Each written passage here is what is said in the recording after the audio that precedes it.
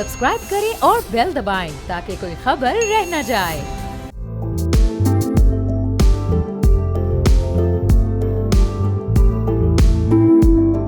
अस्सलाम वालेकुम, मैं बाब जहांगीर, आप देख रहे हैं प्रोग्राम व्यापार। पाकिस्तान इस वक्त शदीद माशी दबाव में है, जहां बार बार IMF से कर्ज लेना एक मुस्तकिल मसला बन चुका है और इसी तनाजुर में हुकूमत ने अब एक्सपोर्ट्स बढ़ाने के लिए एक आला सतह की कमेटी भी कायम की है, जिसकी सरबराही इसहाक डार कर रहे हैं। इस कमेटी का अब मकसद क्या होगा? इसका हदफ अगले 4 साल में पाकिस्तान की एक्सपोर्ट्स को तकरीबन $60 अरब तक ले जाना है। 1 साल पहले पाकिस्तान ने ऐलान किया था और अब 1 साल गुजर चुका है और अब भी हदफ वही है, लेकिन हम अपनी एक्सपोर्ट्स में कोई खातिर ख्वाह इजाफा नहीं कर सके। अब एक्सपोर्ट्स के बगैर मुल्क अपनी इंपोर्ट्स के साथ कर्जों और ज़र मुबादला के बहरान को संभाल नहीं सकता और हुकूमत का बुनियादी मसला यह है कि पाकिस्तान की मईशत ज़्यादातर इंपोर्ट्स और डिमांड पर चल रही है, ना कि प्रोडक्शन और एक्सपोर्ट्स पर।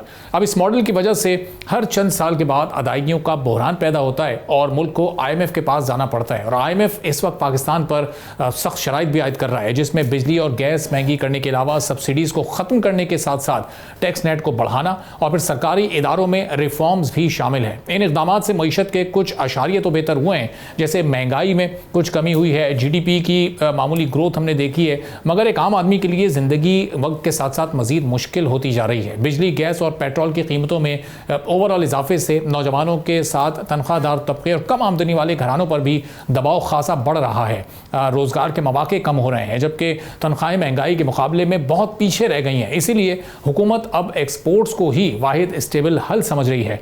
कमेटी की फौरी तजावीज़ में टैक्स रिफंड की बर वक्त अदायगी के साथ इंपोर्ट इंडस्ट्री के लिए पहले हॉलीडे को ऑप्शनल बनाना और फिर मुल्क की टॉप 200 इंपोर्ट कंपनीज को खुसूसी सहूलत देना है। इसके अलावा सिफारत खानों को ट्रेड मिशंस में बदलने और बैरून मुल्क पाकिस्तानियों को इन्वेस्टमेंट्स के लिए एक्टिवेट करने पर भी जोर दिया जा रहा है। अगर ये मनसूबा कामयाब हो जाता है तो लॉन्ग टर्म में नौकरियां भी बढ़ सकती हैं, रुपए पर इस वक्त दबाव कम हो सकता है और IMF पर रिलाय करना भी किसी हद तक कम हो सकता है। मगर शॉर्ट टर्म में आम शहरी को महंगाई के साथ टैक्सेस और कमज़ोर बाइंग कैपेसिटी का सामना रहेगा। अब असल चैलेंज ये है कि हुकूमत एक्सपोर्ट्स बढ़ाते हुए आम आदमी को मजीद कुर्बानी देने पर मजबूर ना करे, बल्कि उसके लिए कुछ शॉर्ट टर्म ऐसे इकदाम सब इंसेंटिव्स अनाउंस किए जाएं जो कि किसी हद तक वो काबिल अमल भी हों और लोगों की ज़िंदगियों में थोड़ी सी बेहतरी भी वो ला सकें। कितनी चैलेंजिंग इस वक्त सिचुएशन है, $60 अरब अगले 4 साल में, क्या वाकई ये हदफ हासिल हो सकेगा? इसके लिए क्या क्या इकदाम फ़ौरन उठाने होंगे? मिर्ज़ा इख्तियार बेग साहब मेंबर हैं standing committee for finance and revenue के, मारूफ सनतकार हैं, पाकिस्तान पीपल्स पार्टी के MNA हमारे साथ मौजूद हैं। बहुत शुक्रिया मिर्ज़ा, प्रोग्राम के लिए आपने वक्त निकाला। अब ये जो इस वक्त सूरत-ए-हाल दरपेश है, 1 साल पहले ऐलान किया गया कि 5 साल में एक्सपोर्ट्स को डबल करना है, पहला साल मुकम्मल तौर से गुजर चुका है, अब हम दूसरे साल में दाखिल हो चुके हैं। एक्सपोर्ट्स हमारी अभी भी वहीं की वहीं है, बल्कि कुछ माइनर सी उसमें किसी हद तक कमी भी वाक़ई हुई है। ये हदफ के करीब हम कैसे पहुँच सकेंगे? क्या कुछ करना पड़ेगा? देखिए, इन सब तजर्बात के बाद एक चीज़ साबित हो गई कि पाकिस्तान को अगर GDP बढ़ाना है तो एक्सपोर्ट लेड ग्रोथ ही हमें आगे लेके जा सकती है। हम जब इंपोर्ट बढ़ाते हैं अपनी इकोनॉमिक एक्टिविटीज़ को तेज़ करने के लिए, तो हमारे पास इतने डॉलर नहीं है कि हम इंपोर्ट के बिल्कुल सस्टेन कर सकें। फिर अगर ज़्यादा इंपोर्ट हो जाती है तो आपके रुपए पे दबाव आ जाता है, फिर आपके रिजर्व्स डिप्लीट्स कम हो जाते हैं और वो एक विशेष साइकिल है जिसको आप कहते हैं इकोनॉमी हीटअप हो गई। तो अब इकोनॉमी को ठंडा करना है, ठंडा करने के लिए फिर वो टाइट मॉनेटरी पॉलिसी करते हैं, फिर वो LC खोलने पे पाबंदियां लगा देते हैं, उसमें रॉ मटेरियल एक्सपोर्ट का जो वो भी फंस जाता है और ये एक विशेष सर्किल है जो चलता चला जा रहा है। प्राइम मिनिस्टर ने 2025-26 में कुछ हाई पावर्ड कमेटीज बनाई थी, जिसमें एक कमेटी जो है वो एक्सपोर्ट के बूस्ट करने के ऊपर थी और इसहाक डार साहब, जैसे आपने कहा, वो उसके सरबराह हैं। आज इसहाक साहब से मेरी मुलाकात इस्लामाबाद में हुई है एक कॉन्फ्रेंस पे और हम ये जो बात कर रहे हैं उड़ान पाकिस्तान की 5 साल में $60 बिलियन की एक्सपोर्ट, ये मुझे अनलेस स्ट्रक्चरल चेंजेस और रिफॉर्म्स नहीं लाते होता नहीं नज़र आ रहा है। क्योंकि 1 साल तो निकल ही गया, अब 4 साल है, तो 4 साल में आपने 8-8 बिलियन हर साल बढ़ाना पड़ेगा, जो नॉर्मल हालात में मुश्किल नज़र आता है। क्यों नज़र आ रहा है मुश्किल? इसलिए कि जो इम्पेडिमेंट है, जो इरिटेंट है, वो नहीं है जो स्टडी कमेटी देख रही है कि जी फॉरेन मिशन से हम सपोर्ट लेंगे, कमर्शियल काउंसलर से सपोर्ट लेंगे, ओवरसीज पाकिस्तानी से हम इन्वेस्टमेंट और एक्सपोर्ट बढ़ाएंगे और एक्सपोर्ट कम्पिटिटिवनेस को मेंटेन करेंगे। हमारा मसला 4 है। सबसे पहले पावर और गैस के टैरिफ जो हमारे आउट हैं, हमें 8 सेंट्स पे लाना है, 24-25 रुपए फी यूनिट, इससे ज्यादा नहीं। दूसरा हमारा मसला मार्कअप का सिंगल डिजिट 8-9% से आगे हम नहीं जा सकते जो बाकी ममालिक का जो खत्ते में है। दूसरा मसला वो है। तीसरा हमारे टैक्स जो इनडायरेक्ट टैक्सेस हैं, और अब तो एक्सपोर्ट भी उस रिजीम में आ गया है, वो आपको मार के डाल रहे हैं। टैक्स की जो भरमार है या टैक्स की जो इजाफी है उनको भी कम करना है। और आखिरी चीज है सेल टैक्स का रिफंड। वो कहते हैं एक्सपोर्ट के लिए फास्टर सिस्टम के तहत 72 घंटे में हो जाएगा, लेकिन नहीं हो रहा है। तो ये 4 चीजें पहले करनी होंगी और हमने अपनी मीटिंगों में यही बताया उनको। अब वो कहते हैं जी स्पेशल इकोनॉमिक जोन के जरिए हम एक्सपोर्ट बढ़ाएंगे। भाई अरबाब जहांगीर साहब, ये वही है स्पेशल इकोनॉमिक जोन जिसके ऑर्डिनेंस पे शोर मचा था कि बगैर साइन के भेज दिया जी, और हमने बाइकआउट किया था, याद है आपको? जी, और 2 दिन पहले फिर वो वापस ले लिया गवर्नमेंट ने। फिर उन्होंने हमारे वॉकआउट पे उसको वापस ले लिया। लेकिन मैं आपको बता रहा हूँ वो है क्या। अब वो बिल की शक्ल में ला रहे हैं, उसको हमने करना तो पड़ेगा क्योंकि IMF से एग्री किया हुआ है। वो ये है कि ड्यूटी फ्री टैक्स और ड्यूटी फ्री कस्टम ड्यूटी 10-10 साल की जो मराद दी थी स्पेशल इकोनॉमिक जोन में, उन्हें वो आप मजीद नहीं दे सकते, खत्म करने जा रहे हैं। अब मैंने अभी बिलावल साहब ने पार्लियामेंट्री कमेटी की मीटिंग रखी थी। पहला सवाल और पहली कंसर्न, पहली तशवीश मेरी थी। उनको मैंने कहा कि बिलावल साहब, हमने जो सिंध में खैरपुर में स्पेशल इकोनॉमिक जोन बना लिया है, धाबे जी में स्पेशल इकोनॉमिक जोन आया है, इन्वेस्टमेंट्स हो रहे हैं, स्ट्रक्चर बाहर के लोगों को भी लाए हैं हम, तो वो तो सब रुल जाएंगे लोग, उनका इन्वेस्टमेंट तो खत्म हो जाएगा। क्योंकि बगैर इस छूट के कोई इंटरेस्टेड नहीं है स्पेशल इकोनॉमिक जोन में इतनी दूर जा जा के सनतें लगाए। तो ये तमाम चीज़ें गंभीर सिचुएशन है।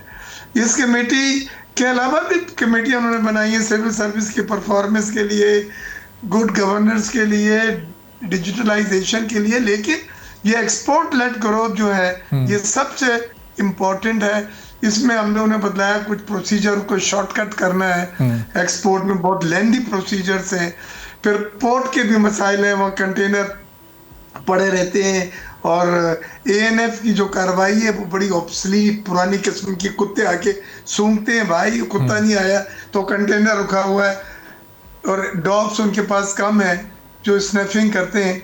भाई आजकल तो स्कैनर से 1 मिनट में स्टील के अंदर तक घुस जाता है। तो ये वो सब चीजें हैं अरबाब जहांगीर साहब जो आपको एक्सपोर्ट में इम्पेडिमेंट के तौर के ऊपर हमें एक्सपोर्ट को बढ़ने नहीं दे रही। लिहाजा जरूरत इस बात की है कि ये वो 4 चीजें जो मैंने बतलाई हैं वो कहें इसी कमेटी के रिकमेंडेशन पे एक्सपोर्ट डेवलपमेंट सरचार्ज 0.25% आपको याद है पिछले दिनों हटाया गया था। बिल्कुल, पहले तमाम एक्सपोर्ट प्रोसीड पे 0.25%, जैसी एक्सपोर्ट प्रोसीड आती थी 0.25% कट जाता था। सही। अब मिर्ज़ा साहब, आप बिजनेस कम्युनिटी को भी रिप्रेजेंट करते हैं, आप अवामी नुमाइंदे भी हैं असेंबली में, आप पार्लियामेंट की कमेटीज़ को भी रिप्रेजेंट करते हैं जो कि स्टैंडिंग कमेटीज़ हैं। तो ये आपको ये पता है कि ये 4 स्टेप्स उठाने और इससे एक्सपोर्ट्स बढ़ जाएंगी, तो जो रेलेवेंट अथॉरिटीज़ हैं, जो फैसला साज हैं, वो अभी तक इसमें इतना पीछे क्यों हैं? 1 साल पहले प्लान अनाउंस करते हैं लेकिन वो 4 इकदाम 1 साल बाद भी नहीं ले पाते। ये सारे इकदाम तो प्लान अनाउंस करने से पहले उठाने चाहिए थे। कमेटियों को देख रहा हूँ, मैं मौजूद हूँ। एक तो है फाइनेंस एंड रेवेन्यू जो CBR FBR के तमाम मैटर हैंडल करती है, फाइनेंस मिनिस्ट्री के तमाम मैटर्स, फिस्कल पॉलिसीज को देखती है। दूसरी है कॉमर्स की जिसमें इंपोर्ट एक्सपोर्ट और ये चीज़ जो आप बात कर रहे हैं आज का टॉपिक है वो है। और तीसरी ओवरऑल इकोनॉमिक अफेयर्स है जिसको मैं आजकल एक्टिंग चेयर हूँ मैं। तो हमने अपनी कमेटियों में जो रिकमेंड करते हैं वो अमूमन होता है। जैसे शुगर स्कैंडल रिपोर्ट पे मैंने एंड में लिखा था the only solution is deregulation of sugar sector of Pakistan. हुकूमत का काम नहीं है गेहूं मंगाए, शक्कर इंपोर्ट करे, एक्सपोर्ट करे, दालें इंपोर्ट करे, एक्सपोर्ट करे, ये बिजनेसमैनों का काम है। और मुझे खुशी है कि प्राइम मिनिस्टर ने डीरेगुलेशन ऑफ शुगर सेक्टर का अनाउंस कर दिया है। तो हम अपने तजर्बे की बुनियाद पे और अपनी कमेटियों की स्ट्रेंथ की बुनियाद पे वो कर रहे हैं। लेकिन एक अच्छी चीज इस बार बनाई गई है जिसको हम कहते हैं पार्लियामेंट्री बजट ऑफिस, PBO। उसमें पूरे साल हम इस तरह की इश्यूज को जरा बहस लाएंगे और अपनी रिकमेंडेशन देंगे। और तो अब मेरे साहब ये जो 4 इकदाम अभी आपने तजवीज़ किए हैं, इन चारों इकदाम पर एक साथ यानी पैरेलल किस अंदाज में काम शुरू होगा, कब से होगा, फिर इसके समरात हमें बढ़ती हुई एक्सपोर्ट की सूरत में कब तक नजर आना शुरू हो जाएंगे? देखिए, अवैस लगारी साहब से बात हुई थी, हमने कॉमर्स मिनिस्टर साहब को भी कहा, उन्होंने ऐलान भी कर दिया था केयर टेकर प्राइम मिनिस्टर, वो जो कॉमर्स मिनिस्टर थे गौर एजाज फेडरेशन में आके 8 सेंट और 9 सेंट बिजली। जनरल आसिम मुनीर साहब ने बिजनेसमैनों से जब मिले थे तो ऐलान करा था कि नहीं, हम आपकी कम्पिटिटिवनेस मेंटेन रखेंगे 8% 9%, सॉरी 8 सेंट और 9 सेंट्स के ऊपर। लेकिन अभी तक हुआ नहीं है और ये इंडस्ट्री को बल्कि 196 अरब रुपए की क्रॉस सब्सिडी देनी पड़ रही है। क्रॉस सब्सिडी ये है कि रेजिडेंशियल कंज्यूमर को आप सस्ती बिजली देने के लिए आप इंडस्ट्री को महंगा कर रहे हैं और ये क्रॉस सब्सिडी में 196 अरब रुपए के तकरीबन क्वांटम है। ये क्रॉस सब्सिडी फेल हो गया है। लिहाजा हमने ये कहा कि इंडस्ट्री को कॉम्पिटिटिव रखें। आप एक किसी सेक्टर को सस्ता करने के लिए दूसरे सेक्टर को महंगा ना करें। ये फ्लॉप मॉडल है, फेल मॉडल है। ठीक है, मतलब ये तो ज़ाहिर पावर सेक्टर में रिफॉर्म्स लाना या उसके टैरिफ को कम करना एक मुश्किल और बड़ा चैलेंजिंग काम हो सकता है, एक लॉन्ग टर्म हो सकता है। लेकिन ये इंटरेस्ट रेट जिसकी गुंजाइश मौजूद है सिंगल डिजिट में लाने की, और इससे पहले भी कई बार मौजूद रही, लेकिन वो स्टैटिक रखा गया। स्टेट बैंक या फाइनेंस मिनिस्ट्री इस वक्त क्या मुकम्मल तौर पर तैयार नहीं है ये पूरा रिलीफ बिजनेसमैन को देने के लिए? देखिए, मॉनेटरी पॉलिसी में गुंजाइश है। हमारा जो इन्फ्लेशन है, क्योंकि ये पॉलिसी रेट का डायरेक्ट रिलेशन है आपके अपने इन्फ्लेशन से, अफराद ज़र कम हुआ है, लिहाजा गुंजाइश है। मुझे उम्मीद है अब जो नेक्स्ट रिव्यू अब मॉनेटरी पॉलिसी आएगा उसमें आधा % और कम हो सकता है, तो ये 10% पे आ जाएगा। हमारी डिमांड है 9%, 8% के ऊपर सिंगल डिजिट मार्कअप, 8 से 9 सेंट्स बिजली है, और इनडायरेक्ट टैक्सेस की भरमार को कम किया जाए, और सेल टैक्स रिफंड जो है वो एक्सपोर्टर्स के यकीनी बनाई जाए ताकि उनका वर्किंग कैपिटल जो है ड्राई आउट ना हो। और बाकी चीज़ें हमने स्पेशल इकोनॉमिक जोन्स की मद में बताई हैं कि इसमें एकदम से आउटराइटली अगर ये सब इंसेंटिव्स विड्रॉ कर लेंगे तो ड्रेन आउट हो जाएगा, सब अपने अपने इन्वेस्टमेंट निकाल के दुकान बंद करके चले जाएंगे। तो उसमें भी कोई टाइम पीरियड पे बातचीत हमारी हो रही है, और एग्जिस्टिंग वालों को चलने दिया जाए, उनको कम से कम ये इंसेंटिव जो है विड्रॉ नहीं किए जाएं। तो हम we are putting our best based on हमारा अपने तजर्बा, हमारी अपनी इंडस्ट्रीज है, हमें पता है उंगलियों पे कि क्या चीज़ कितना तंग कर रही है और क्या चीज़ को बेहतर करके बेहतर नताइज हासिल किए जा सकते हैं। ठीक है, बहुत बहुत शुक्रिया मिर्ज़ा अख्तर बेग साहब, member standing comments and revenue commerce and economic affairs, हमारे साथ मौजूद थे। गुफ्तगू आपने सुनी। एक छोटा सा ब्रेक लेते हैं, ब्रेक के बाद वापस आएंगे, एक और आम मौजू पर बात करेंगे।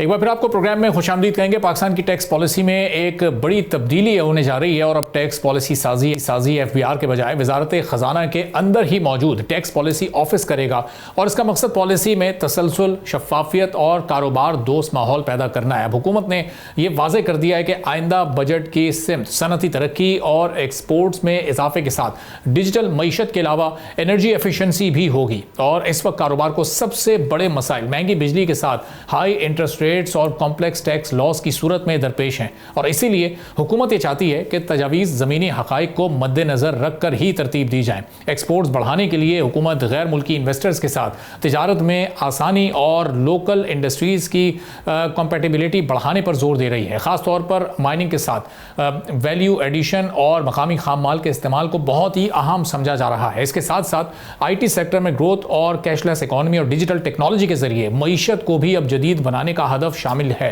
वजारत खजाना के तहत टैक्स पॉलिसी ऑफिस ने माली साल 2026-27 के बजट के लिए कारोबारी बरादरी को और उनकी तजावीज़ को जमा कराने की अब दावत दे दी है। उन्हें दावत दी गई है कि आएँ और अपनी अपनी तजावीज़ वो पहले से ही जमा कराएं ताकि बाद में कहीं कोई प्रॉब्लम क्रिएट ना हो सके। इन तजावीज़ की आखिरी तारीख 30 जनवरी 2026 मुकर्रर की गई है, और हुकूमत ये चाहती है कि बजट सिर्फ टैक्स इकट्ठा करने तक ही महदूद ना हो, बल्कि मईशत की लॉन्ग टर्म में बेहतरी में वो अपना किरदार अदा कर सके। और इसके अलावा हुकूमती स्ट्रेटजी में एनर्जी सेक्टर में ग्रीन एनर्जी और रीन्यूएबल रिसोर्स को फ़रोग देकर महंगे फ्यूल पर रिलायंस कम करने की भी कोशिश की जा रही है। फिर सोशल लेवल पर हम देखते हैं कि ख़वातीन की मुलाजमतों में शमूलियत और नौजवानों के लिए रोज़गार के मौके बढ़ाना भी इस वक्त हुकूमत की तरजीहात में शामिल है। बिजनेस कम्युनिटी माजी के बजट में लगने वाले इजाफी टैक्सेस, सुपर टैक्स, सख्त विद होल्डिंग सिस्टम और फिर बार बार पॉलिसियों में तब्दीलियों पर हमेशा उनको शिकायतें रही हैं, और इस बार ताजिर तबका ये उम्मीद कर रहा है कि हुकूमत रेवेन्यू के बजाय तरक्की को तरजीह देगी और टैक्स निज़ाम को सादा और काबिल अमल बनाया जाएगा। अगर तजावीज़ को संजीदगी से शामिल किया गया तो 2026-27 का बजट मईशत के लिए एक बहुत ही पॉजिटिव चेंज भी साबित हो सकता है। क्या तजावीज़ इस वक्त ताजिरों के पास मौजूद हैं? इस वक्त हमारे साथ एक्टिंग प्रेसिडेंट KCCI मोहम्मद रज़ा साहब मौजूद हैं, उनसे इस पूरी सूरत हाल पर हम बात करेंगे। रज़ा साहब, ज़ाहिर है जो टैक्सेशन का निज़ाम है, जो इस वक्त कॉस्ट ऑफ डूइंग बिजनेस है, बहुत एक बड़ा चैलेंज है इस वक्त आप लोगों के लिए, ओवरऑल पूरे मुल्क की इंडस्ट्री के लिए। अब आने वाले बजट में क्या पॉजिटिव चेंज हो सकता है? क्या सजेशन है आपके पास जो 30 जनवरी से पहले गवर्नमेंट के पास आप लोगों को सबमिट करवानी है? तो कराची चैम्बर क्या अपनी तजावीज़ सबमिट करवाएगा? जी, अस्सलाम वालेकुम। थैंक यू वेरी मच कि आपने अपॉर्चुनिटी दी बात करने के लिए। देखिए जी, कराची चैम्बर जो है वो पिछले कई सालों से बजट प्रपोजल सबमिट कर रहा है, लेकिन देखा ये गया है पास्ट में कि वो प्रपोजल्स गवर्नमेंट ने इतने सीरियसली ताजिर बरादरी के नहीं लिए। हाउएवर इस दफ़ा जो खुशाइन बात है कि जो टैक्स पॉलिसी ऑफिस है वो इसमें इन्वॉल्व है, और उनसे कराची चैम्बर की एक ऑलरेडी बहुत लॉन्ग और कॉम्प्रिहेंसिव मीटिंग हो चुकी है, जिसमें हमने उनको एक प्रेजेंटेशन दी थी और उसमें हमने अपनी तजावीज़ सामने रखी थी। उनका रवैया बहुत खुशाइन था, और हम इस साल बहुत पॉजिटिवली सोच रहे हैं कि जो भी तजावीज़ ताजिर बरादरी की खुसूसन कराची चैम्बर की तरफ से जाएंगी उनको सीरियसली लिया जाएगा।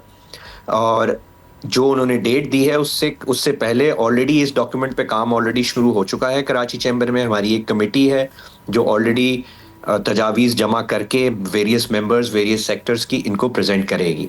सही। और अनवर साहब, इस वक्त रज़ा, ये जो असल प्रॉब्लम है इस वक्त बिज़नेस के लिए, बिज़नेस एक्टिविटी उतनी ज़्यादा नहीं जनरेट हो रही जितनी इस वक्त ज़रूरत है मुल्क की ग्रोथ के लिए। उसमें कॉस्ट ऑफ डूइंग बिज़नेस एक असल मसला है। एनर्जी टैरिफ जो बढ़ता जा रहा है, जो पेचीदा टैक्स का निज़ाम है या हाई इस वक्त टैक्स रेट्स हैं, वो एक बड़ा इशू है, या हाई इंटरेस्ट रेट्स इस वक्त ज़्यादा बड़े इस वक्त बिज़नेस के लिए एक प्रॉब्लम बने हुए हैं, क्योंकि ये वो प्रॉब्लम्स हैं जो कि बजट से हट कर भी सारा साल इनको हल किया जा सकता है। तो इस वक्त इन पर कोई संजीदगी के साथ काम होता हुआ दिखाई दे रहा है आपको? जी देखें, आपने जो सारी बातें की हैं ये सारे कॉस्ट ऑफ डूइंग बिजनेस के फैक्टर्स में मौजूद हैं।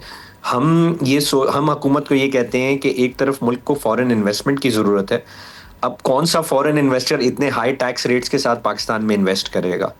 जो यहाँ पे इन्वेस्टर्स हैं, जो यहाँ पे इंडस्ट्रीज़ हैं, वो हाई एनर्जी टैरिफ से बहुत परेशान है, कॉस्ट ऑफ डूइंग बिजनेस से बहुत परेशान है। इंटरेस्ट रेट्स गवर्नमेंट ने कुछ नीचे किए, ये खुशाइन बात है, लेकिन ताजिर बरादरी की ये सोच है कि इसमें मज़ीद कुछ गुंजाइश है इसको नीचे करने की। जैसा मैंने कहा कि बहुत इस वक्त एटीट्यूड बहुत पॉजिटिव है टैक्स पॉलिसी ऑफिस का टूवर्ड्स द बिजनेस कम्युनिटी, और उन्होंने वेरियस कराची चैम्बर के अलावा वेरियस मीटिंग्स की हैं। तो हमें लग रहा है कि मे बी दिस ईयर हमारी जो तजावीज़ हैं उनको सीरियसली लिया जाएगा और कॉस्ट ऑफ डूइंग बिजनेस को कंट्रोल किया जाएगा। देखिए, एनर्जी टैरिफ के जो मसले मसाइल हैं वो गवर्नमेंट के पास आज से नहीं, बहुत पहले से हैं। उसका बजट से, जैसे आपने फरमाया, कोई ताल्लुक नहीं है। तो बजट से रिलेटेड जो प्रपोजल्स हैं जिसमें टैक्स रेट है, फाइनल टैक्स रिजीम का एक्सपोर्टर्स का शामिल होना और इस तरह की चीज़ें, वो सारी तजावीज़ तो हम इस बजट प्रपोजल डॉक्यूमेंट में देंगे। बाकी सारे जो मसले मसाइल हैं उस पे हम हमेशा से आवाज़ उठाते आए हैं और उठाते रहेंगे, क्योंकि इस वक्त इस तरह की कॉस्ट ऑफ डूइंग बिजनेस में इंडस्ट्री का सरवाइव करना मुश्किल हो गया है। हम एक्सपोर्ट्स की बात करते हैं, एक्सपोर्ट लेड ग्रोथ की बात करते हैं। अगर आप पाकिस्तान के एनर्जी टैरिफ को रीजनल कंपेटिटर्स से कंपेयर करेंगे तो पाकिस्तान का एनर्जी टैरिफ ऑलमोस्ट डबल है। तो अगर कोई भी बाहर का कोई इंपोर्टर होगा, उसको सिमिलर चीज अगर सस्ती मेरे एक कंपेटिटर मुल्क से मिल जाएगी, मिसाल है बांग्लादेश से मिल जाएगी, तो वो पाकिस्तान की तरफ ऑर्डर नहीं देगा। तो ये सिर्फ तभी मुमकिन है जब हमारा cost of doing business control में आए। सही। और अब रज़ा, अब ये हम देखते हैं कि टैक्स की जो बढ़ती हुई इस वक्त परसेंटेज है, जो बोझ है, वो टैक्स पेयर्स पर बढ़ता जा रहा है। जो लोग उस नेट में मौजूद हैं उन पर वो परसेंटेज बढ़ रही है, और जो नेट में मौजूद नहीं है, ज़ाहिर है उन्हीं की वजह से वो बोझ इस वक्त पड़ रहा है। माजी में हमने ताजिर दोस्त स्कीम देखी, बिज़नेस कम्युनिटी को, जो छोटे खासतौर पर ताजिर हैं, उनको टैक्स नेट में लाने की कई कोशिशें हुई, लेकिन वो अभी तक कोई ऐसी खास कामयाबी से हमकिनार नहीं हुई हैं। तो ये इसका भी कोई वे आउट है इस वक्त गवर्नमेंट और बिज़नेस कम्युनिटी के पास के बैठकर इस मामले को सॉर्ट आउट किया जा सके, अपने नेट को बढ़ा सके गवर्नमेंट भी टैक्स के सिलसिले में? देखिए, हमने कराची चैम्बर में हमेशा यही कहा है कि टैक्स नेट बढ़ना चाहिए। अब उसकी इम्प्लीमेंटेशन में जो रुकावटें आ जाती हैं, ये तो सारी रुकावटें बातचीत से ही तय हो सकती हैं ना। अब इस वक्त जैसा आपने फरमाया, बिल्कुल ऐसा ही हो रहा है कि जो टैक्स दे रहा है उसको मजीद निचोड़ा जा रहा है, उसको नोटिसेस आते हैं, उसको गलत नोटिसेस भी आते हैं। तो ये हमें तो पिछले सालों में यही लग रहा है कि जो टैक्स दे रहा है उसी से और टैक्स लेने की कोशिश है। मजीद लोग टैक्स नेट में, आपके पास स्टेटिस्टिक्स मौजूद होंगी, कितने लोग टैक्स नेट में और शामिल हुए? बहुत कम लोग हुए। और ये इसकी एक वजह ये सबसे बड़ी ये है कि लोग टैक्स नेट में आने से डरते हैं। अगर वो आना चाहते भी हैं तो उनको लगता है कि ये एक पैंडोरास बॉक्स खुल जाएगा और हमें फिर मजीद हरास किया जाएगा।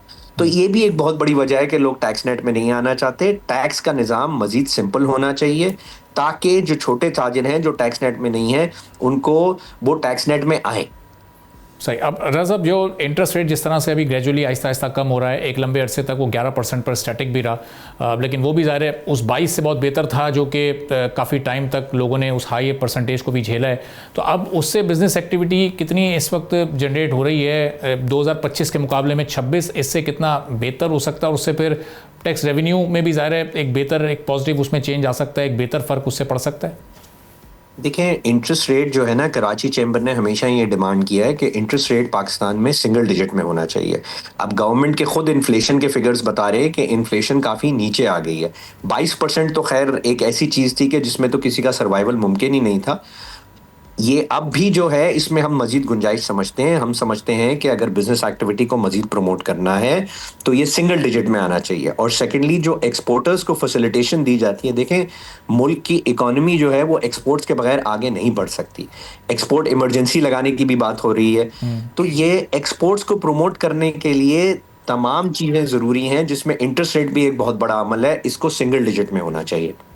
सही। और ये ज़ाहिर है अभी तक ये सिंगल डिजिट में उस तरीके से नहीं आ सका। अभी भी शायद 2 या 3 रिव्यूज़ और हों, उसके बाद कहीं गवर्नमेंट ने इसको प्लान किया हो। ये इतनी ओवर कॉशियस अप्रोच क्यों इस वक्त स्टेट बैंक की या फाइनेंस मिनिस्ट्री की रही है? और इससे फिर बिज़नेस ओवरऑल कितना मुतासिर हुआ? जो बिज़नेस एक्टिविटी है उसको कितना इसने मुतासिर किया है? देखिए, ओरिजिनली इंटरेस्ट रेट इन्फ्लेशन को कंट्रोल करने के लिए बढ़ाए गए थे। अब इसमें अभी भी बहुत कॉशियस अप्रोच ली जा रही है और हम ये समझते हैं कि ये जितनी स्पीड से ऊपर गए थे उतनी स्पीड से ये नीचे नहीं आए हैं। और इसमें जैसा मैंने कहा कि इसमें मजीद गुंजाइश है नीचे आने की। तो फाइनेंस मिनिस्ट्री को, गवर्नमेंट को ये देखना चाहिए कि देखें, आपके पास जो इस वक्त लार्ज स्केल मैन्युफैक्चरिंग है वो डाउन है। इन्फ्लेशन नीचे आने की बात हो रही है, लेकिन उसकी एक बहुत बड़ी वजह यह है कि लोगों की कुव्वत खरीद भी कम हो गई है। जब कुव्वत खरीद कम हो जाएगी तो इन्फ्लेशन खुद ब खुद नीचे आ जाएगी। तो ये अगर बिजनेस को प्रमोट करना है तो आप अपने रीजन में देखें। अगर हम एक्सपोर्ट्स की दोबारा बात करें तो आप देखें कि आपके कंपेटिटर जो हैं बांग्लादेश, इंडिया या दूसरे जो कंपेटिटर्स हैं आपकी वेरियस इंडस्ट्रीज में, उनके यहाँ एक्सपोर्टर्स को क्या फैसिलिटेशन दी जा रही है और आपको क्या दी जा रही है। और उस लेवल पे आना या उससे बेहतर होना। इसमें जो स्मॉल एंड मीडियम एंटरप्राइजेज हैं वो इस वक्त इन हालात में कितने चैलेंजेस को फेस कर रही हैं? उनके लिए सर्वाइवल कितना मुश्किल होता जा रहा है? और बिजनेसेस कुछ रैप अप भी हो रहे हैं या बस कोशिश हो रही है कि ये टाइम निकले और फिर स्टेबिलिटी के बाद ये ग्रोथ वाला टाइम शुरू हो तो कुछ रिलीफ मिल सके? देखिए हम एज पाकिस्तानी हम एक बहुत रिजिलियंट कौम है, ये this is something we are proud of. लेकिन इसका ये मतलब नहीं है कि कौम के ये एसएमईज, खास तौर पे एसएमईज को तो सबसे ज्यादा सपोर्ट की जरूरत होती है। देखें, एक एक शख्स अगर अपना कारोबार शुरू करता है, एक एसएमई बनाता है, उसकी उसकी जो इकोनॉमीज ऑफ स्केल होती हैं या उसकी जो कॉस्ट होती हैं वो एक बड़े बिजनेस के बराबर नहीं, उससे ज्यादा ही होती हैं। तो एसएमईज के लिए तो स्पेशल सेक्टोरियल लोन्स होने चाहिए जिसमें उनका इंटरेस्ट रेट दूसरे बड़े लार्ज कॉरपोरेशन से उल्टा कम हो। एग्रीकल्चर, एसएमईज ये ऐसे सेक्टर हैं कि जिसके अंदर लोन्स का इंटरेस्ट रेट दूसरों से कम होना चाहिए। ठीक है, बहुत बहुत शुक्रिया मोहम्मद रज़ा साहब, एक्टिंग प्रेसिडेंट KCCI। हमारे साथ गुफ्तगू आपने सुनी। एक ब्रेक लेते हैं, ब्रेक के बाद वापस आएंगे, एक और अहम मौजू पर बात करें।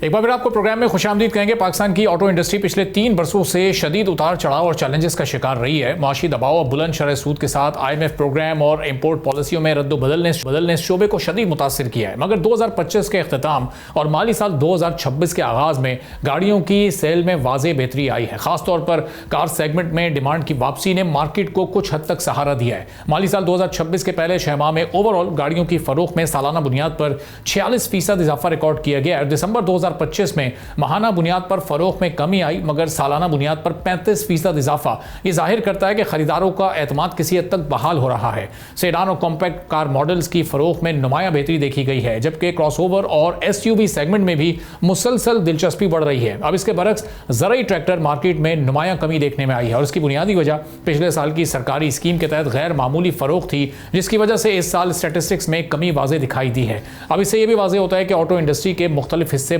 मुख्तलिफ इकोनॉमिक फैक्टर्स की वजह से मुतासिर होते हैं। IMF प्रोग्राम के बाद इंपोर्ट पाबंदियों में नरमी आई है, जिसके नतीजे में इस्तेमाल शुदा गाड़ियों और इलेक्ट्रिक व्हीकल्स की इंपोर्ट में तेजी आई थी। लेकिन इस ट्रेंड ने मकामी असेंबलिंग प्लांट्स पर दबाव डाला, क्योंकि इंपोर्टेड गाड़ियां कीमत और टेक्नोलॉजी के लिहाज से ज्यादा अट्रैक्टिव साबित हुई हैं। इसके नतीजे में कई मकामी फैक्ट्रीज अपनी मुकम्मल मैन्युफैक्चरिंग कैपेसिटी इस्तेमाल ना कर सकी और इस सूरत में जो इस वक्त वेंडर इंडस्ट्री है उसको खासा नुकसान पहुंचा है। हुकूमत ने बाद में कुछ रिफॉर्म्स की, जैसे पर्सनल बैगेज स्कीम का खात्मा किया और गिफ्ट और ट्रांसफर स्कीम्स को सख्त बनाया गया, लेकिन इन इकदाम से मकामी सनत को सिर्फ वक्ती रिलीफ मिला और गैर जरूरी इंपोर्ट दबाव में कुछ कमी आई। न्यू एनर्जी व्हीकल पॉलिसी 2025 से 30 का मकसद माहौल दोस्त गाड़ियों को फरोग देना था, मगर इस पॉलिसी से ज्यादा फायदा इंपोर्टेड EV गाड़ियों को हुआ है।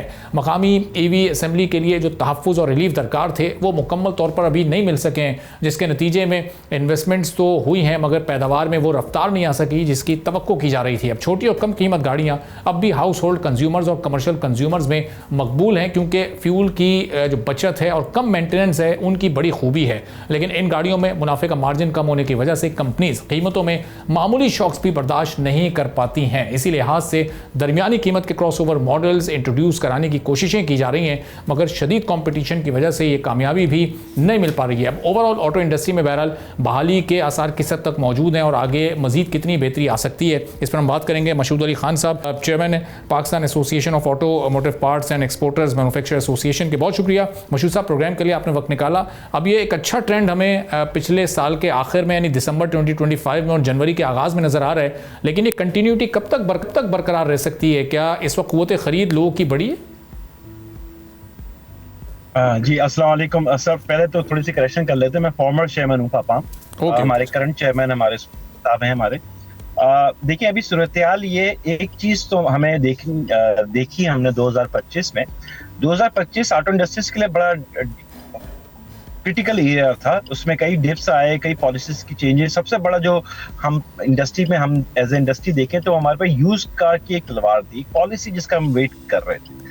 इसकी अनसर्टेनिटी की वजह से ये साल थोड़ा सा परेशानी में रहा, मगर एंड साल का बहुत अच्छा रहा है और हम ये तवक्का करते हैं ये जो 2026 का सूरज उगा है इसमें बड़ी उम्मीदें हैं।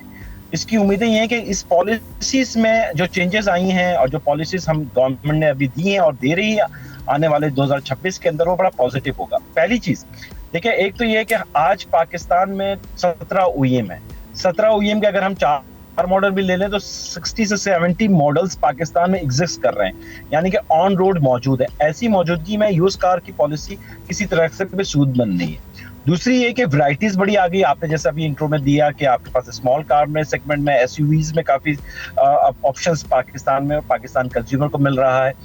अब इसका जो एडवांटेज कंज्यूमर को आने वाले इस साल में मिलेगा वो है प्राइस, कि इसमें कौन से OEMs कौन से मॉडल में कैसे फीचर के साथ क्या प्राइस अट्रैक्टिव देता है कंज्यूमर को, क्योंकि जितनी वैरायटीज इस वक्त मौजूद है इसमें ऑप्शन है कि आप प्राइसेस को कट डाउन करेंगे। जाहिर है आप कट डाउन करने के लिए दो चीजों के लिए प्लानिंग होती है। एक तो ये है कि आपकी लोकलाइजेशन बढ़े, जब गवर्नमेंट इस पे प्लानिंग कर रही है और लोकलाइजेशन हमारी बढ़ेगी तो डेफिनेटली कंपिटिटिव होगी प्राइसेस, जो कि कंज्यूमर को एडवांटेज देगी। तो 2026 इंपॉर्टेंट है इस ऑटोमोटिव इंडस्ट्रीज का, जो लास्ट 4 इयर्स के बाद कम बैक कर रहा है। एक पॉजिटिव ट्रेंड में ये खत्म हुआ है और एक नए पॉजिटिव ट्रेंड के साथ स्टार्ट ले रहा है 2026 जनवरी में। तो उम्मीद करते हैं कि ये साल हमारी इंडस्ट्रीज के लिए पॉजिटिव हो। और मशहूर साहब, इसमें जो इंटरेस्ट रेट की जो ग्रेजुअली एक कमी है, वो उसका भी फायदा इस वक्त खासतौर पर इस इंडस्ट्री को हो रहा है कि अब थ्रू बैंक गाड़ियां लेना खासी हद तक पिछले सालों की निस्बत आसान हो चुका है, चूंकि अब 50% इसमें रेट कट हो चुका है। जी, ये बड़ा पॉजिटिव होता है। देखिए, कंज्यूमर प्रोडक्ट्स को कोई सी भी हो, कंज्यूमर प्रोडक्ट्स में ऑटोमोबाइल ले लें या कंज्यूमर होम अलायंस ले लें, उसमें आके इंटरेस्ट रेट आपका सिंगल डिजिट हो जाता है, और तो डेफिनेटली इसका जो बेनिफिट होता है वो कंज्यूमर को होता है। तो हमारी इंडस्ट्रीज में भी हमने ये देखा 24% से आप 11.5 और फिर अभी 11%, और कई OEM तो बैंक्स आपको 10.5% दे रहे हैं। ये जैसे ही मजीद इस 2026 के फर्स्ट क्वार्टर या सेकंड क्वार्टर में एक्सपेक्टेशन है कि इंटरेस्ट रेट और कम होगा, गवर्नमेंट जिस तरह से प्लान कर रही है, ये सिंगल डिजिट में आता है। और आइडियल पोजीशन जो इंडस्ट्रीज की है वो 6% है। अगर 6% का इंटरेस्ट होगा तो ये इस वक्त जो वॉल्यूम है ये इंशाल्लाह ताला डबल वॉल्यूम होगा, तो ये डेफिनेटली कंज्यूमर के लिए बेनिफिट होगा। तो ये एक पॉजिटिव है। और मतलब साहब, जो एग्जिस्टिंग इस वक्त का इंडस्ट्री है हमारी, एग्जिस्टिंग कार्स हैं, इलेक्ट्रिक व्हीकल्स इस एग्जिस्टिंग इंडस्ट्री के लिए क्या कोई खतरा आने वाले वक्तों में साबित हो सकती हैं अगले 2-3 सालों में, जिस तरह से इसको एमर्जिंग मार्केट के तौर पर लिया जा रहा है? क्या ये एक रिप्लेसमेंट होगी इस वक्त हमारी एग्जिस्टिंग कार्स की, या ये अपनी जगह और वो पैरेलल उसी अंदाज में उनकी ग्रोथ चलती रहेगी? जी, इलेक्ट्रिकल व्हीकल्स में हम बात करते हैं ना, तो हमारे कंज्यूमर या आम आदमी के लिए बात समझना है, इलेक्ट्रिकल व्हीकल्स में 2 ऑप्शंस है। एक तो है हमारी HEV, hybrid electrical vehicles, is a different technology, और जो प्योरली इलेक्ट्रिकल व्हीकल्स है ना वो अलग है। तो इलेक्ट्रिकल व्हीकल्स जो इस वक्त हमारे यहाँ इंपोर्ट्स हुई हैं या OEMs ला रहे हैं, उनके लिए चैलेंज है क्योंकि उनका इंफ्रास्ट्रक्चर डेवलप जब तक नहीं होगा, प्योर इलेक्ट्रिकल व्हीकल्स पाकिस्तान जैसी मार्केट पे पेनिट्रेट नहीं कर पाएगी। जो HEV है, हाइब्रिड इलेक्ट्रिकल व्हीकल्स, यस, ये मार्केट सेगमेंट ऐसा है जिसमें हम समझते हैं कि ये एक पोजीशन अपनी बना लेगा। मगर दोनों सूरतों के लिए, दोनों OEMs के लिए हमारे लिए मैसेज है कि पाकिस्तान में जब आप लोकलाइजेशन करेंगे, जब लोकल इंडस्ट्रीज को सपोर्ट करेंगे, तो ये आपकी प्रोडक्ट पाकिस्तान में और अपनी पोजीशन मुस्तहकम कर पाएगा। तो ये यहाँ पे इलेक्ट्रिकल व्हीकल्स का मैं एक पॉइंट ऐड कर दूं। देखिए, पिछले 15 साल पहले यूरोप ने, अमेरिकन ने ये इलेक्ट्रिकल व्हीकल्स इंट्रोड्यूस की, मगर स्टिल अभी वो 15-16% ही वो मार्केट शेयर ले सके वर्ल्ड का। तो अभी ये बहुत बड़ी चैलेंजेस है अंडर डेवलप्ड कंट्रीज में, जैसे पाकिस्तान अंडर डेवलप्ड कंट्रीज में आता है, उसका इंफ्रास्ट्रक्चर डेवलप करना, उसका पूरा सिस्टम डेवलप करना, उसके मैकेनिज्म डेवलप करना, इलेक्ट्रिकल्स जो हमारे मैकेनिक्स हैं उसका जो नेटवर्क है उसको डेवलप करना, इसमें ग्रेजुअली हमें टाइम लगेगा। जो दुनिया 15 साल में 15% पे आई है, हम पाकिस्तान में रहते हुए ये कहें कि हमारी बड़ी जल्दी ग्रोथ हो जाएगी इस सेक्टर में, नहीं। इस सेक्टर में जो परमानेंट एरिया है वो 2 व्हीलर्स और बस का है। अगर पब्लिक ट्रांसपोर्ट को गवर्नमेंट सही प्लान करेगी तो वो मार्केट अपनी अच्छी पोजीशन कर पाएगी। अदरवाइज इलेक्ट्रिकल व्हीकल एक आम आदमी के लिए नहीं है, इस कंज्यूमर प्रोडक्ट नहीं है, बड़ी एक्सपेंसिव है, वो हाई क्लास को अट्रैक्ट करी, और हाई क्लास पाकिस्तान में 40 से 50 हज़ार लोग हैं जो ये अफोर्ड कर पाएंगे, तो उससे कोई बहुत बड़ा मार्केट शेयर नहीं ले पाएंगे। और मुझे साहब, एग्जिस्टिंग कार्स में ही हमारी जो लोकलाइजेशन है वो असेंबलिंग या अगर क्या मैन्युफैक्चरिंग तक का सफ़र भी तय कर सकते हैं, और असेंबलिंग के जो चैलेंजेस हैं वो अभी माजी की निस्बत कुछ कम हुए हैं, और उसका कोई कॉस्ट पर इस वक्त असर पड़ा है? जी, पाकिस्तान में 3 बड़े बिग OEMs थे जिनका हम पिछले 10-12 साल में हम देखते थे, इनका जिक्र आता था, टोयोटा, सुजुकी और Honda, the 3 big players. In 3 big players का पाकिस्तान में जो लोकलाइजेशन का कहना है वो 60%, 65% ये कहते हैं हमारे डिफरेंट मॉडल्स में लोकलाइज्ड हुए हैं। इनके कंपेयर में अगर हम बात करते हैं तो हम ये देखते हैं कि 15 या 14 नए OEMs आए हैं पाकिस्तान में, based on the policy benefits वो जून 2026 तक उनका है कि ये पॉलिसी एंड होगी एंड देन लोकलाइजेशन को वो पेनिट्रेट कर पाएंगे। अभी उनकी लोकलाइजेशन ना होने के बराबर में, तो डेफिनेटली जो 14 OEMs है हमें उनको टारगेट करना है कि वो कम से कम 60 से 65% लोकलाइज पार्ट्स करें। अच्छा, वो जो लोकलाइज पार्ट्स करेंगे तो दो एडवांटेजेस होते हैं। इस वक्त गवर्नमेंट ऑफ पाकिस्तान इंडस्ट्रियलाइजेशन की बात कर रही है, गवर्नमेंट ऑफ पाकिस्तान इस वक्त एसएमईज की ग्रोथ की बात कर रही है। तो हमारा गवर्नमेंट से यही कहना है कि देखें, जब आप लोकलाइजेशन पॉलिसी देंगे तो इंडस्ट्रियलाइजेशन होगी, इंडस्ट्रियलाइजेशन होगी तो एसएमई की ग्रोथ होगी, और ग्रोथ के लिए जो एसएमई है वो 70% इस वक्त ऑटो सेक्टर से वाबस्ता है, और पाकिस्तान के अंदर वो 25 मिलियंस लोग ऐसे हैं जो इस एसएमई से वाबस्ता हैं। हमें जो लॉन्ग टर्म बेनिफिट देगी वो हमारे एसएमई देगी। जितने भी बड़े ममालिक में आप जाएं वहां पे आपको एसएमईज ने जो डेवलप किया अपने आप को, तो उसकी पाकिस्तान की इकोनॉमी में उसका बड़ा की रोल प्ले हुआ है। तो पाकिस्तान में भी हम ये समझते हैं कि जब ये पॉलिसी गवर्नमेंट ला रही है और कोशिश कर रही है तो localization, industrialization, then SME growth होगा। इंडस्ट्रियलाइजेशन के बिना एसएमई की ग्रोथ नहीं होगी, और पाकिस्तान का की रोल प्ले करेगा जो अगले 2 से 3 साल में अगर हम एसएमईज को सही डेवलप कर पाए तो ये आपकी जीडीपी में अपना बड़ा कंट्रीब्यूशन दे रही है और अपने आप को बड़ी सेव करके पाकिस्तान को इंशाअल्लाह ताला आने वाले कल में बेहतर हालात में लेके। ठीक है, बहुत बहुत शुक्रिया मशहूद अली खान साहब, former chairman Pakistan association of automotive parts and accessories manufacturers, हमारे साथ मौजूद हो। आपने सुनी, इसी के साथ नाज़रीन आज के प्रोग्राम से इजाज़त दीजिए। अल्लाह हाफ़िज़।